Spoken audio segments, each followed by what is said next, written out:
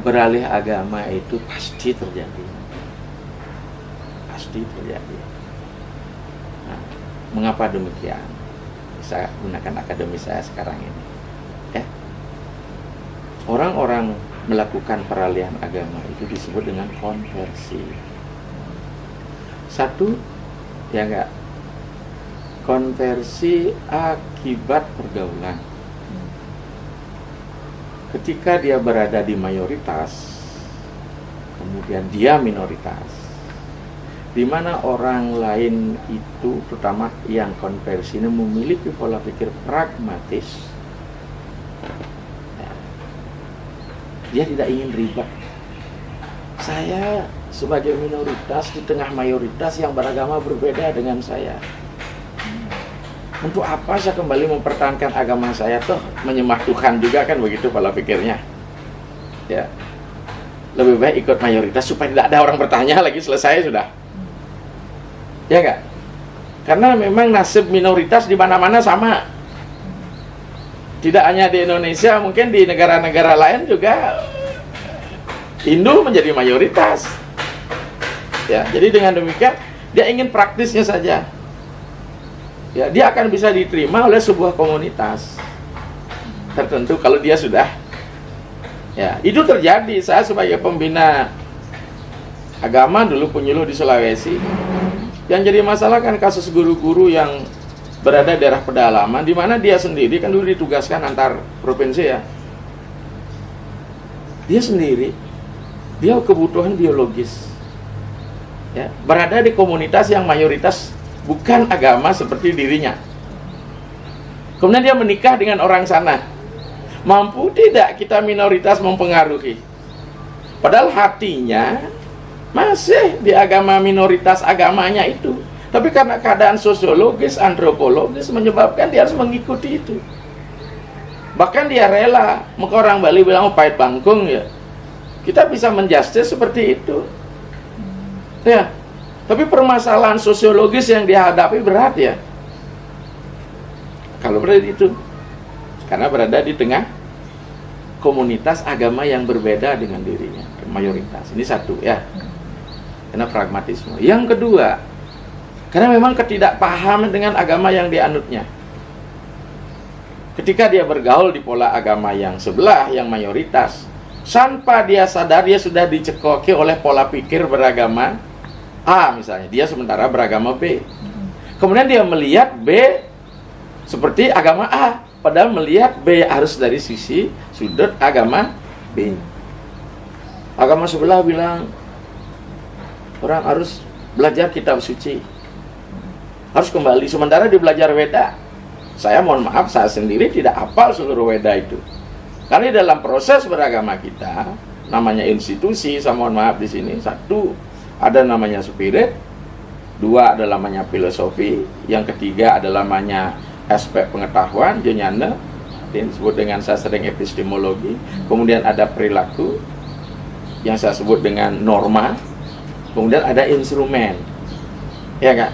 Instrumen kita ya sarana yang kita hadapi. Beginilah cara kita berpikir. Pertanyaan kita sekarang, bisa tidak ampara di Hindu Weda itu menyelesaikan hukum perkawinan? Ya enggak? Ibaratkan sekarang kita bicara tentang undang-undang dasar. Begitu ada orang mencuri, bisa nggak undang-undang dasar dipakai menyelesaikan? Pasti KUHP kan? Karena kitab-kitab praktis yang operasional, yang bersifat normatif dan sekaligus instrumen. Ya enggak? Tetapi apa yang ada di dalam kitab instrumen itu, yang kita pelajari sekarang, apakah paham siwa ST, itu semua mengalir dari Weda. Itu loh, nah. Ya, tapi pola pikir disamakan. Ingin praktis, saya sering bilang, mungkinkah kebesaran Tuhan bisa ditulis dalam satu kitab suci agama tertentu? Saya yakin tidak, karena Tuhan itu maha besar. Karena permasalahannya, saya sering beranalog dalam pikiran saya. Andai kan saya mister cuma 20 cm, bisakah saya mengukur lautan yang begini luas? Paling-paling hanya tepi-tepinya. Makanya saya mengatakan, mohon maaf dalam segi akademis, ya kan, hal-hal yang bersifat fenomena tidak seluruhnya mampu menjawab hal-hal yang bersifat nomena. Ya enggak? Di dunia fenomena kita kan melihat penampakan yang berbeda. Masa katakan agama adalah keyakinan kepada Tuhan, kan itu sebenarnya prinsip dasarnya. Tetapi tidak berhenti di situ ternyata, karena dia sebagai makhluk manusia. Dan segala sesuatu yang bersangkut paut dengan keyakinan itu adanya agama. Kalau keyakinan sama Tuhan, Islam percaya sama Tuhan, Hindu percaya sama Tuhan, kan gitu dia. Maka yang tersangkut paut dengan keyakinan inilah yang berbeda. Ya, sangkut paut ini apa? Aspek sosiologinya, antropologinya, psikologinya, pendidikannya, ruang di mana agama itu dilahirkan pasti akan berbeda. Maka titiknya seperti begini, seperti piramida. Titik atasnya adalah keyakinan pada Tuhan, ini disebut dengan dunia esoterik nih ya, ujung tangan saya ini. Ya enggak? Di sini kita sama. Mampu nggak kita menerjemahkan Tuhan kita yang satu ini? Kalau dia Esa, memang kan semua Esa di sini di atasnya. Tapi ketika di bawah kan ada beberapa sub-sub nih longgar yang masuk di bawah. Lihat, perhatikan ibu jari saya. Ya enggak? Kita ribut di sini, di wilayah ibu jari ini. Andai kan kita selesaikan sendiri kan selesai. Mengapa harus ribut di sini? Karena manusia butuh identitas dalam rangka kepengikutan, apalagi agama itu lebih banyak terkait dengan politik. Ini dia. Padahal agama itu semuanya urusan pribadi transenden loh sama Tuhan. Tapi bagaimana caranya itu tuh berbeda. Ya enggak? Anda mungkin berbeda, maka Gandhi mengatakan agama sesungguhnya sejumlah kepala manusia yang ada di dunia. Ya enggak? Maka karena ini sering berbeda, maka tidak jarang banyak sekali sekarang muncul orang agnostik. Tahu agnostik? Percaya Tuhan tapi tidak beragama. Karena ada sisi-sisi agama itu memang yang menimbulkan manusia berkonflik satu sama lain. Apakah konflik internal, apapun konflik eksternal. Pemahaman esoterik yang di atas inilah yang dicari. Esoterik ini ya sudah beyond belief. Ya. Yang di sini yang berbeda satu sama lain. Anda saja hari ini berbeda warna baju Anda dengan saya. Apakah saya permasalahkan? Ya enggak?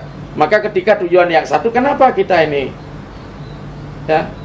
Jadi salah satunya itu sudah ya karena di minoritas, dia berada di mayoritas, kemudian ingin pola pikir agama. Hari ini lebih ingat agama yang lain kalau berstruktur. Atau memang karena perkawinan. Yang paling sangat rendah lah karena mendapatkan pekerjaan dari kan dia memperoleh kesejahteraan di situ, dia rela korbankan keyakinannya demi kelangsungan hidup, apalagi mendapatkan jabatan dan sebagainya. Saya kan tidak tahu itu. Maka yang tahu orang beralih agama itu hanya dirinya sendiri yang bisa menjawab. Tapi faktor-faktor psikologis, kebetulan saya ngajar psikologi agama itu dia. Ya karena pergaulan, oke, karena enak, jadi merasa diri bersatu. Kalau sudah beragama bergaul seiman kan lain lagi ini. Kan itu pola pikirnya ya. Nah, sama nanti saya ke sini, ada orang Meksiko mau melukat, dia Katolik. Ya kan? Kalau kita kembali budaya melukat kan ingin kesucian. Apakah energi Tuhan itu ketika memberikan sesuatu pada umat harus pilih kasih akibat agamanya? Ya enggak? Ya, kalau Tuhannya Hindu hanya memberikan Hindu, maka inilah dampak universal agama kita karena semua bisa dipayungi. Ya inilah universality Hindunya. Kemudian karena memang kelemahan. Ya, karena kelemahan dari pemahaman agama. Ya enggak? Ini butuh gradual. Maka konsep Weda, bayangkan kalau anak Weda ini diberikan anak-anak yang baru belajar agama kan berat banget ini. Makanya mohon maaf apa yang disampaikan dari 5 tahun saya rasa apa ya? Kemarin Bu Desa mengatakan demikian. Secara psikologisnya Bu Desa sekarang mewakili dirinya pada umur 5 tahun. Berarti 5 tahun lah pengetahuan Bu Desa saat ini menurut saya. Ya enggak? Kenapa dia tidak mengalami proses gradasi dalam pemikiran? Karena dia baru melihat, itu namanya serawanan. Baru melihat, baru mendengar. Kenapa tidak menanam? Ya enggak? Maka itu agama itu terus begini dia sudah. Nah, ya enggak? Apalagi anak saya itu lahir di Sulawesi. Begitu saja pulang dulu, masih anak-anak dulu. Beberapa juga orang bilang, orang kerauhan jadi, oh gila-gilaan sih, ngapain tadi ke pura gitu. Lagi ketawa, lagi nangis gitu. Orang kerauhan lah gitu. Belum lagi saya dengar dari anak-anak yang lain, yang 5 tahun ketika ke pura dalam lihat barong. Bu, Pak, betaranya sakit mata ya gitu. Barak mataan barong. Kalau itu sekarang diterjemahkan sekarang kan, di usia dia sudah dewasa, berarti dia tidak mengalami progres, tidak mengalami gradual dalam beragama. Maka beragama dengan anak-anak beda. Makanya Hindu itu luar biasa ya. Ketika dia jadi anak-anak, Tuhan adalah ayah, berarti dia maskulin. Tuhan adalah ibu, berarti feminin. Iya, makanya saya mantra subat Tuamewa mata. Saya mengampu mata kuliah di Pasar Sarjana di program doktor. Ada salah satu pertanyaan, siapakah sebenarnya Tuhan yang kita sembah? Ya, kalau kita bottom up misalnya, dari bawah ke atas, ya mana ada ibu-ibu kita zaman dulu berdoa dengan menggunakan mantra Ratu Betara Sirojo melinggih Riki, kan begitu bahasanya. Kalau top down, Sang Yang Siwa Rudra di timur sini, wah ini agama literasi ini, ya nggak? Dia naik ke sini. Sebab Tuhan yang kita puja, ya tergantung anak jadi apa, saya bilang. Kalau anak jadi anak-anak, psikologis anak-anak, ya memuja Tuhan sebagai ayah dan ibu. Hanya ayah dan ibu yang memberikan protek. Maka dikatakan dalam mantra Subhajita, Tuamewa mata capita Tuamewa. Tuhanlah ayah dan ibu kita. Jadi kita masih butuh perlindungan, ya sebagai seorang anak dari ayah dan ibunya. Ya enggak? Kita tidak menjadi manusia tidak berdaya. Tapi seiring dengan remaja, ayah dan ibu sudah tergeser posisi oleh teman-temannya. Tuamewa bandus casaka, tuamewa bandu artinya keluarga, saka artinya sahabat. Jadi dia sudah butuh sahabat, keluarga besarnya, jadi interaksinya sudah mulai meluas. Setelah dia menggunakan sekarang Tuamewa Widya Drawinam Tuamewa. Widya adalah kekayaan, adalah keilmuan. Tuhan adalah kekayaan yang luar biasa bagi diri kita sebagai sebuah aset. Ya. Dengan kekayaan yang diberikan Tuhan pada kita bukan dalam aspek material, apa pandangan Hindu itu tentang Atman. Maka saya sering bilang Tuhan dalam pandangan Hindu maha kasih sekali. Dia tidak memberikan siapa-siapa, tapi memberikan bagian dari dirinya pada setiap makhluk yang disebut dengan Atman. Hanya Atman tidak sadar bahwa sesungguhnya dia adalah Tuhan. Maka dengan Atman diberikan pada tumbuhan, pada binatang. Di sini kan tumbuhan lahirnya di kamenin, diisi kamen poleng dan sebagainya. Kan bukan berarti memuja pohonnya. Bayangkan kalau tidak diisi kamen, tidak tengat, sehingga sirkulasi air jadi terjaga ketika yang hijau-hijau itu masih ada. Bagi agama yang tidak lahir dalam kondisi kesuburan kan tidak akan memandang itu. Karena itu topografi, geografi menjadi sangat penting. Ya tidak? Agama selalu terkait dengan lokus geografi di mana agama itu lahir di bidan dan di mana agama itu ditumbuh kembangkan. Kalau kita bicara masalah kekristenan misalnya saudara kita jelas ya menggunakan Santa Claus, ada saljunya, ada kereta, karena daerah Eropa subtropis. Pasti ritualnya ada apinya, ada lilinnya dan sebagainya. Kita di Indonesia menggunakan sarana api besar, hangus kita karena apa tropis. Jadi tidak bisa, maka saya katakan geografis penting, antropologis penting. Maka antropologis di belahan dunia yang satu dipakai menilai di belahan dunia yang lain, ini tentu tidak akan bisa, malah kebelinger. Tentang tata busana aja, ya kalau kita sudah ya ada lihatlah ya, jadi inilah fakta. Jadi itu baru dampak ketiga ya. Kalau memang kesadaran beragama memang panggilan nurani, move on-nya ini memang dipanggil, dia bahasa keren sematan Islam kan dapat hidayah, ya enggak. Kemudian kalau di sematan yang lain di Kristen lupa siapa namanya, menerima Tuhan Allah, kan seperti itu. Kalau di Hindu seperti apa? Ya enggak? Karena Hindu ini memang apa? Luar biasa universalnya, tetapi kita sekarang berada di wilayah mana? Maka saya katakan begitu universalnya di aspek spirit, di aspek filosofi, tapi kita sekarang punya yang disebut dengan tata kelola berpikir di wilayah agama. Ya. Kemudian elingang niki ada kita punya emosi. Ketika dalam situasi ini marilah kita hati-hati. Ya. Maka prinsip dasar saya katakan kesama adalah pemaaf. Tapi unsur-unsur memberikan efek jerah silahkan. Dibawa ke ranah hukum silahkan. Kalau saya selaku tokoh agama. Tapi ketika selalu tokoh akademis, wajar saja dalam aspek sosial psikologi. Kenapa? Mantan tidak pernah baik dalam hubungan asmara. Kalau mantan dikatakan baik dengan pasangannya yang baru, dia dicurigai bener nggak nih orangnya? Kenapa dia bisa cerai kan gitu ya? Artinya kan tahulah apa maksud saya. Mantan kan tidak pernah baik. Ya, maka dia berusaha untuk bisa diterima di komunitas pasangan barunya dengan menjelekkan mantannya.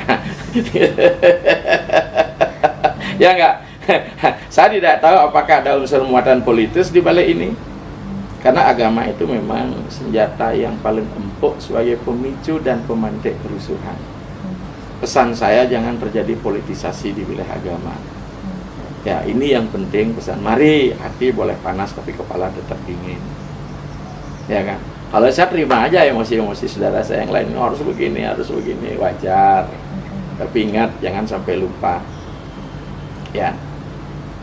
Tentang keberadaan keluarga Indusaripati, kemudian lihat posisi dan kondisi kita.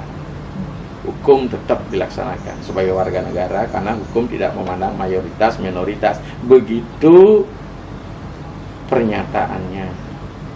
Tapi bagaimana kenyataannya? Kasus Ahok kita sudah banyak pelajari. Terus bagaimana yang lain? Ya, tokoh-tokoh kami yang menjelekkan juga mereka tidak mengalami seperti itu. Ya, karena yang selalu dikorbankan tidak yang mayoritas.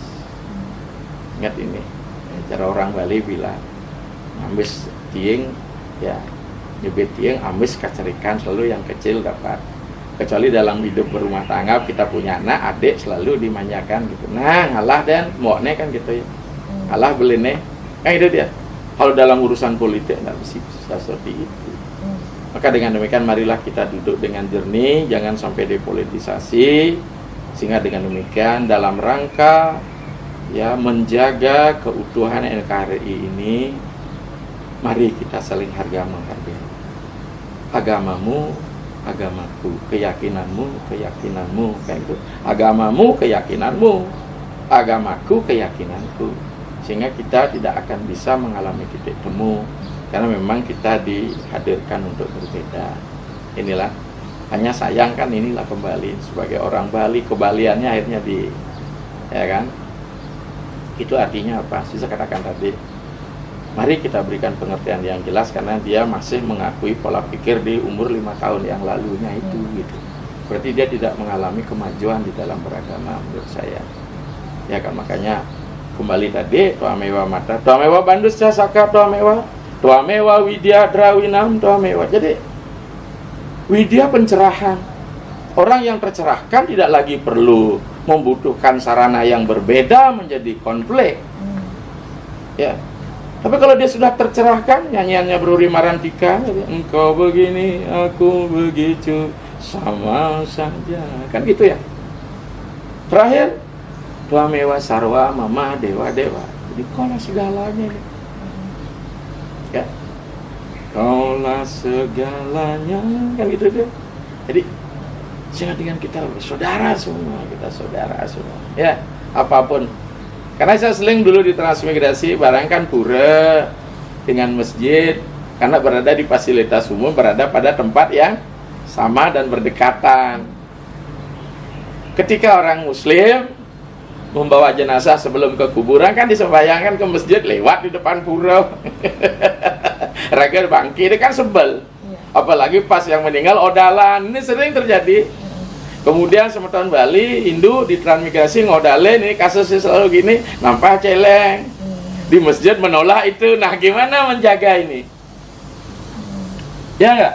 Maka tugas kita, mari kita kembali tetapkan pura kesuciannya ada di dalam penyengkar, masjid ada di dalam temboknya.